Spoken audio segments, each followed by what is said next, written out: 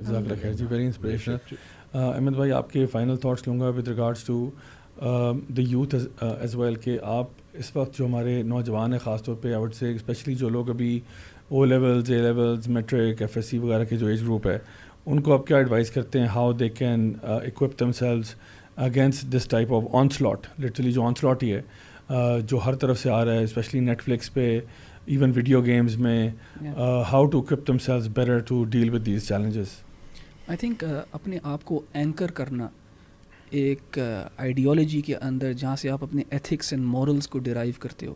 اگر ہم دیکھیں لاسٹ 2 ڈیکیڈز میں ویسٹ میں کیا ہوا ہے، and their intellectuals and academics now realize کہ جب انہوں نے اپنے آپ کو اینکر کیا ہوا تھا کرسچینٹی میں اور جوڈیو کرسچن ایتھکس اینڈ مورلس کے اندر، تو ان کے ہاں یہ پرابلمس نہیں تھے. جب انہوں نے لبرلزم جیسی آئیڈیالوجی کو اختیار کیا اور گول پوسٹس کو ہٹا دیا اور جو باؤنڈریز تھی ان کو بھی مٹا دیا، and now they don't really know what is right what is wrong, کہ لمیٹیشنس کیا ہونی چاہیے کیا نہیں ہونی چاہیے، and they've created a society that is eating itself, it is destroying itself. So those who are cognizant, those who are intellectuals and academics who realize that this is what is happening, they're saying, "Acha yaar, so what should we now anchor ourselves into? Because we've already thrown the anchor outside جو ہمیں Judeo-Christian morals اور ethics نے دیا تھا، ہم نے اس کو تو چھوڑ دیا، پھینک دیا، ہم نے تو اس کو بہت criticize کیا. اب ہم کیا کریں؟ So they're in a big predicament. We have the blessing of being anchored in Islamic teachings and morals. تو اس سے بہتر اینکر آپ کو ملے گا نہیں، اس سے بہتر آپ کو اینکر نہیں ملے گا جس کے proofs and evidences logical and rational and reasonable evidences ہیں کہ دس از دی ایبسولوٹ ٹروتھ. اینڈ اس کو اگر اپنا آپ اینکر بناؤ گے اپنی مورلس کے لیے، اپنے ایتھکس کے لیے، اپنے رائٹ اینڈ رانگ کے کانسیپٹ کے لیے، تو that's the only way one can save themselves. So میرا تو یوتھ کو یہی ایڈوائس ہوگی کہ ریئلائز کہ the need for faith, for belief, and grounding yourself in those in that faith and belief of Islam, and taking your concepts of right and wrong from that. جزاک اللہ خیر احمد بھائی. میں کیسر بھائی آپ سے فائنل کامنٹس لوں گا اور میں اس فیوچر پریڈکشن کی طرف جاؤں گا جو سیمیول ہنٹنگٹن نے کی تھی. اس نے کہا تھا کلیش آف سویلائزیشنز ہوگا، اور تھا وہ ریئلسٹ تھا. وہ اپنی طرف سے اس نے ایک تھیوری پیش کی کہ جی ایک ایسا وقت آئے گا جب یہ سویلائزیشنز آپس میں ٹکرا جائیں گی. کیا آپ کو لگتا ہے کہ اس وقت ویسٹرن سویلائزیشن جو ہے وہ اسلامک سویلائزیشن کے ساتھ ٹکرا رہی ہے؟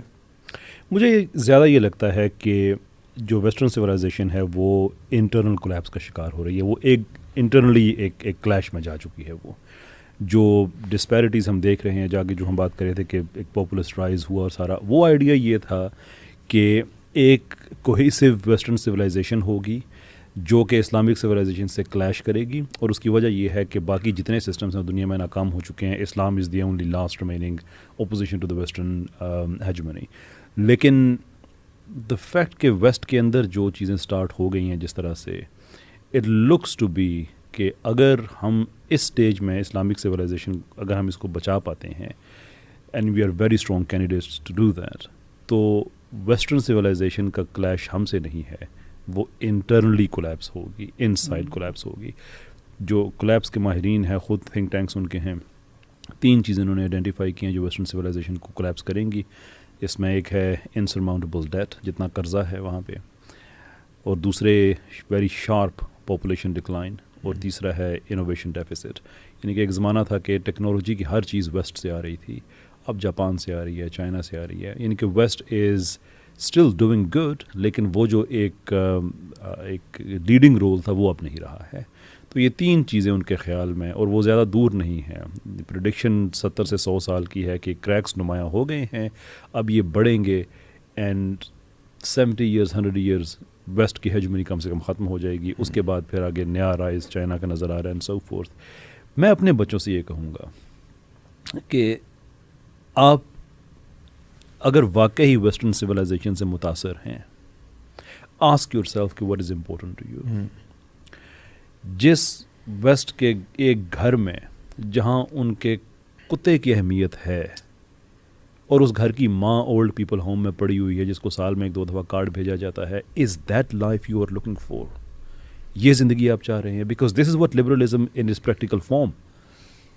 پریکٹیکل فارم میں یہی ہے وہاں پہ کہ اس گھر میں کتے اور بلی کی اچھی نگہداشت کی جاتی ہے, ماں باپ کی نہیں کی جاتی ہے.